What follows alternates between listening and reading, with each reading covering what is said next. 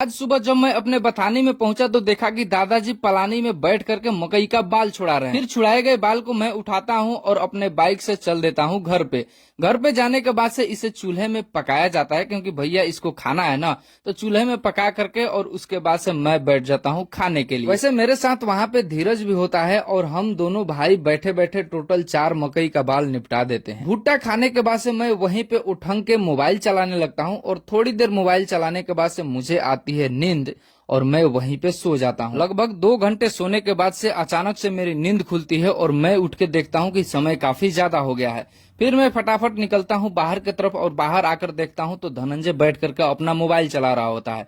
और मैं इसे भेज देता हूँ मार्केट में, क्योंकि आज हम लोगों को मार्केट से कुछ मंगा करके खाना है और मैं आकर के यहाँ पे बैठ करके उसका इंतजार करने लगता हूँ।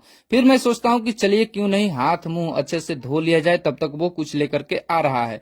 अब मैं यहाँ से हाथ मुंह धो करके और जाता हूँ घर पे, और घर पे जाने के बाद से मैं फटाफट एक थाली में भात रेडी कर देता हूँ, क्योंकि मार्केट से वो जो भी लाने वाला है वो भात से ही खाने के लिए ला रहा है। और फाइनली थोड़ी देर में वो लेकर के पहुंच भी जाता है। अब खाने में वो लाया है चिकन और हम दोनों भाई बैठ करके मस्त मजे से चिकन खा रहे होते हैं। घर से चिकन वगैरह खाने के बाद से मैं पहुंच जाता हूँ बथानी में, और बथानी में जाकर के थोड़ी देर बैठता हूँ। तभी मुझे एक काम मिल जाता है कि भैंस को एक जगह से हटा करके दूसरी जगह बांधना है। अब भैंस और छोटी वाली पाड़ी को एक जगह से दूसरे जगह हटाने के बाद से मैं चल देता हूँ अपने बथानी के पीछे के तरफ। पीछे जाके मैं अपने मकई के खेत को अच्छे तरीके से घूम घूम करके देखता हूँ, और देखने के बाद से मैं आ जाता हूँ नहाने के लिए। अब यहाँ पे साबुन और शैम्पू था ही नहीं, तो मैं फटाफट चल देता हूँ पलानी के पीछे, और वहां पे जाकर के मैं धीरज को कॉल लगाता हूँ और उससे साबुन और शैम्पू मंगाता हूँ।